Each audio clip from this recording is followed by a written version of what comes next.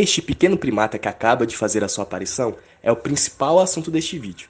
Hoje falaremos sobre uma espécie de sagui nativa do Nordeste, popularmente conhecido como sagui de tufo branco. Seu nome científico é Caritrix jacus. Falaremos principalmente dos sistemas reprodutores masculino e feminino dessa espécie. Calitrix jacus pertence à ordem Primates, que compõe um grupo de mamíferos popularmente conhecidos como macacos, símios, lêmures e seres humanos. Pertence à família Calitricidae, família de primatas neotropicais, ou primatas do Novo Mundo, chamados de platyrrhinos.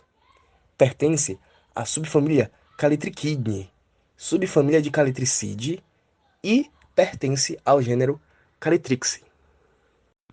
A família Calitricidae possui 6 gêneros, sendo eles Calitrix, Calimico, Cebuela, Mico, Leontopithecus e Saguinus.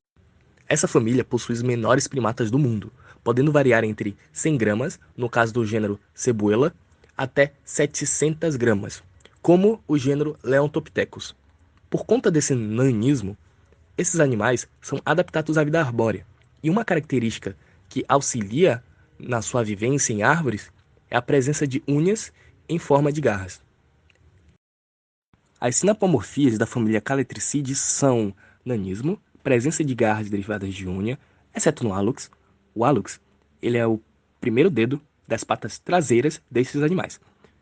Perda do polegar opositor, molares superiores tricuspidados, redução ou perda dos terceiros molares superiores e inferiores e tendência a gerar gêmeos. Sim, a tendência que um animal tem de gerar gêmeos pode ser considerada uma sinapomorfia. Os membros dessa família possuem pelagem bastante vasta, apresentando um maior volume em certas partes do corpo em determinados gêneros, como na cabeça, a exemplo do gênero Leontopithecus e do gênero Cebuela, ao redor das orelhas, como no gênero alvo deste vídeo, Calitrix, e ao redor dos lábios, como por exemplo no gênero Saguinus. O gênero Calitrix possui 6 espécies, sendo essas Calitrix jacus, Calitrix penicillata, Calitrix culli, Calitrix geoffroy, Calitrix aurita e Calitrix flaviceps. A espécie Calitrix jacus, descrita em 1758 por Linneu, possui as seguintes características: pelagem longa e densa com tufos de pelo branco, possui uma marca branca evidente na região frontal da cabeça, a coloração geral do corpo é cinza claro com reflexos castanhos e pretos, e também são observadas listras transversais na cauda e no dorso. O sagui de tufos brancos é nativo do Nordeste, se alastram do norte do Rio São Francisco a leste do Rio Parnaíba. Eles habitam formações arbóreas baixas, ocupam fragmentos florestais, praças e parques. Também podem ser encontrados fora do Nordeste, pois foram introduzidos em várias matas do Brasil, principalmente na região Sudeste, em decorrência do tráfico ilegal de animais silvestres. Devido à sua introdução em outras regiões, estes animais podem ser considerados pragas agrícolas e podem representar problemas a algumas espécies ameaçadas de extinção, como o mico-leão-dourado, que compete com o sagui de tufos brancos pelo mesmo nicho. Esses animais possuem um hábito diurno e permanecem ativos desde o amanhecer até o entardecer. O Calitrix jacus vive em grupos sociais que podem conter de 3 a 15 membros, formados por indivíduos adultos, reprodutores e não reprodutores, subadultos, jovens e infantes. Estes primatas podem se alimentar de frutas e folhas de árvores, assim como de flores, néctar, insetos, e não raramente é possível ver estes animais alimentando-se de vertebrados, como lagartixas, e também de invertebrados. Por todos esses hábitos alimentares, Calitrix jacus é classificado como generalista, sendo herbívoro, insetívoro, gumífero e carnívoro. Na espécie Calitrijaculus não é observado dimorfismo sexual, como em diversas outras espécies do gênero Calitrix. Alguns autores argumentam que a falta de evidências do dimorfismo sexual durante o crescimento corporal pode ser um resultado do tamanho das amostras, constantemente pequeno na maioria dos estudos que analisam animais em cativeiro, como em Peter e Guerra, de 1998. As diferenças morfológicas entre os sexos são pouco acentuadas nessa espécie, sendo que ambos têm tamanho e peso semelhante e não demonstram características sexuais secundárias marcantes. Segundo as classificações de Kleiman, de 1977, os primatas do gênero Calitrix são monogâmicos, sendo que existem diversas razões que podem explicar esse fato.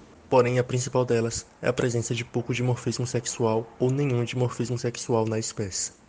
A cópula, como descrita na imagem presente no vídeo, inicia na marcação por cheiro, onde o indivíduo esfrega a região genital em um substrato na intenção de atrair uma fêmea. Após isso, quando uma fêmea aparece, inicia o processo de catação, onde ocorre o uso das mãos e da boca na pelagem de outro indivíduo para limpeza e remoção de ectoparasitas. Esse processo funcionam como sinais que irão estar relacionados ao interesse da cópula entre esses dois indivíduos. Após isso, eles cheiram a genitália um do outro, encostando ou aproximando o nariz na região anogenital e depois eles se aglomeram. Após isso, ocorre a apresentação sexual, onde a fêmea ou o macho irão se posicionar de uma maneira quadrupedal, levantando suavemente a base da cauda em direção ao parceiro. Com isso, irá ocorrer a tentativa da cópula, onde o macho irá tentar segurar a fêmea estando ela em posição quadrupedal. Caso ela permita, a cópula irá ocorrer. A variável proximidade entre os animais descritas nessa imagem é uma análise separada, sendo apenas uma localização do animal dentro de uma gaiola em relação ao seu parceiro, no caso de animais que estão em cativeiro. O critério adotado para essa variável foi considerar o casal como próximo quando estão a uma distância de 30 cm ou menos e distantes quando estão a uma distância maior do que essa. O sistema reprodutor masculino de muitos mamíferos, incluindo-se o de Calytris jacus, conforme descrito anatomicamente por Miraglia, Telles e Filho Branco em 1970, é formado por testículos, epidídimo, ductos genitais, que são o ducto deferente, ducto ejaculator e uretra, e pênis. O testículo são os principais órgãos sexuais ou gônadas do sexo masculino. Eles se desenvolvem na cavidade abdominal e posteriormente descem para o interior do saco escrotal. O interior do testículo é composto por túbulos seminíferos e células intersticiais de Leydig, produtoras de testosterona, que ocupam o tecido conjuntivo vascularizado, derivado da túnica vasculosa, por entre os túbulos seminíferos. Já o epidídimo é um órgão encontrado na região posterior de cada testículo. Ele consiste em uma cabeça, que é a sua região superior, um corpo e uma cauda, que é a sua região inferior. Possui a mesma estrutura encontrada em primatas não humanos como o chimpanzé, e tem como função o armazenamento e a maturação final dos espermatozoides, o que inclui o desenvolvimento da motilidade, segundo Young em 1996. O ducto deferente é um tubo muscular que transporta espermatozoides do epidídimo para a uretra. Sua porção terminal, a ampola, é dilatada e se une à vesícula seminial para formar o ducto ejaculador, cuja mucosa é semelhante à do deferente, porém não é envolvida por uma musculatura lisa.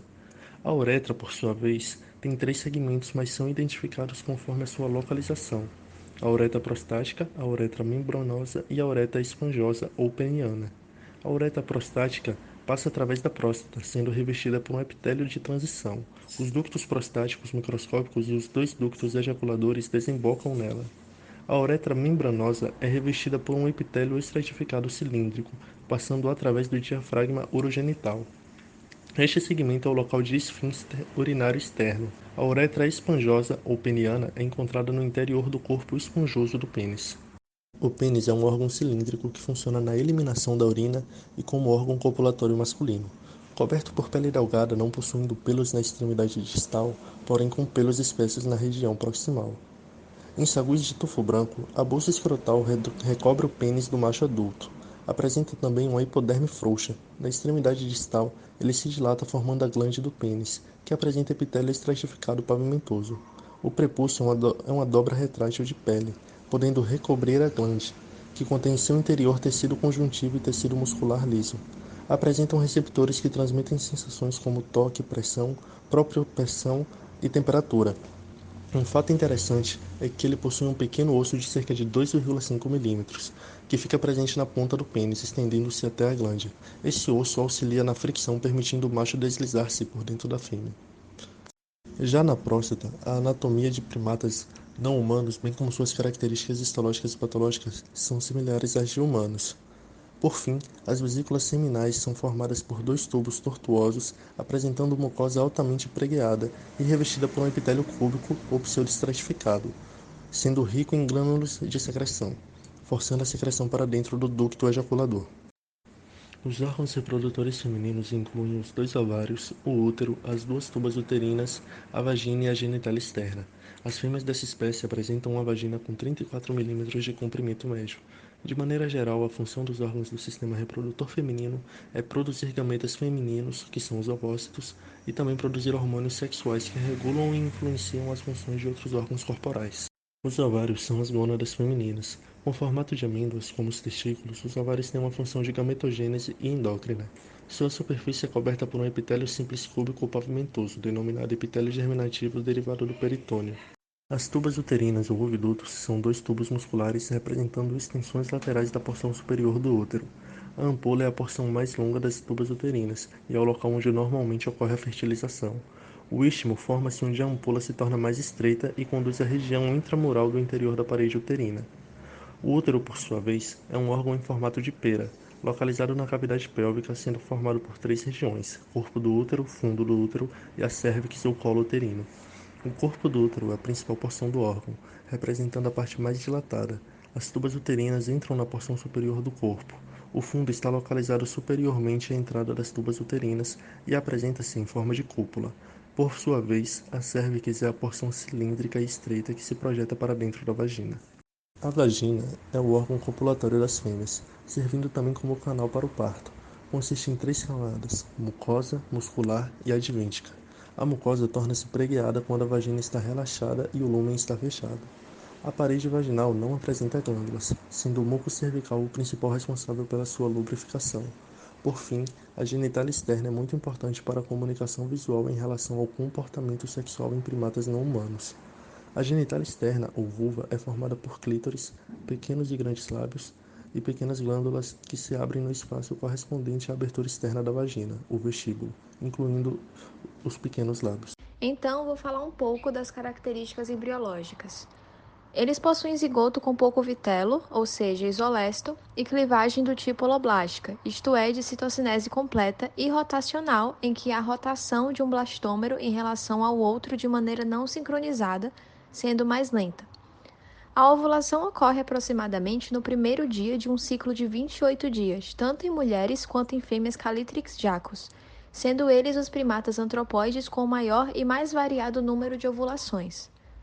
Falando agora sobre algumas características organizacionais e do desenvolvimento, eles são monogâmicos e mostram a genitália para demarcar território. Entretanto, alguns grupos podem ser poliândricos, ou seja, uma fêmea se acasalando com vários machos. E, além disso, o monitoramento a longo prazo de saguis selvagens mostrou também alguns grupos poligêndricos, que contêm mais de uma fêmea se reproduzindo, fato que indica uma saída reprodutiva desequilibrada associada com a copulação extragrupo. As fêmeas apresentam um período de gestação que pode variar entre 140 a 150 dias, e os cuidados com os neonatos duram aproximadamente 8 semanas após o nascimento, sendo que os filhotes deixam de ser amamentados precocemente nesta espécie e passam a ser provisionados pelos mais velhos, recebendo cuidados diretos até o período de desmame, que é quando param de receber esses cuidados e entram no período juvenil de desenvolvimento para a maturidade sexual. A característica mais proeminente do comportamento dessa espécie é o cuidado infantil dos outros indivíduos do grupo que não são a mãe. Assim, os machos adultos e jovens ajudam a mãe tanto com a alimentação, tanto com a proteção contra predadores. Uma curiosidade é que eles quase sempre têm filhotes gêmeos. Os caletriquídeos são a única família do planeta em que isso acontece em quase todos os nascimentos, sendo uma particularidade rara deles a produção de gêmeos dizigóticos, ou seja, que compartilham a mesma circulação placentária durante o desenvolvimento embrionário e, por isso, possuem compatibilidade imunológica. Quando as fêmeas dão à luz a filhotes gêmeos, esses são bivitelinos, ou seja, não idênticos, gerados por dois óvulos fecundados. Mas, quando as placentas se formam, há passagem de sangue entre elas, o que faz com que os filhotes tenham uma mistura de células próprias e de seu irmão gêmeo. Na maioria das vezes, o registro de um único filhote representa o sobrevivente de uma gestação dupla, na qual um dos gêmeos pode ter sido abortado ou reabsorvido no início do desenvolvimento embrionário. Além disso, durante a infância, o gêmeo se torna o principal parceiro de interação, como por exemplo em brincadeiras sociais. Como os grupos são pequenos, com até 8 animais, as fêmeas criaram uma estratégia para evitar um grande número de filhotes. Geralmente, nos grupos, apenas uma fêmea reproduz, e essa causa supressão hormonal nas outras à medida que produz hormônios específicos em glândulas pelo corpo que impedem a gravidez nas outras. Esse anticoncepcional natural controla a natalidade nos grupos.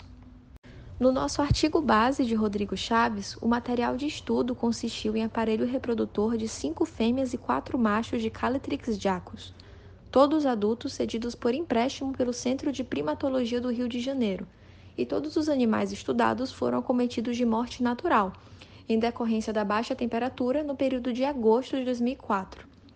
Por fim, a conclusão é que o estudo histológico dos sistemas reprodutores masculino e feminino do sagui de tufo branco nos mostra que esses animais apresentam semelhanças muito grandes com primatas humanos nestes aspectos.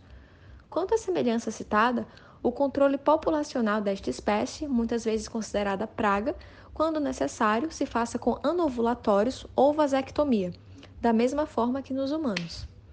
É isso. Obrigada pela sua atenção.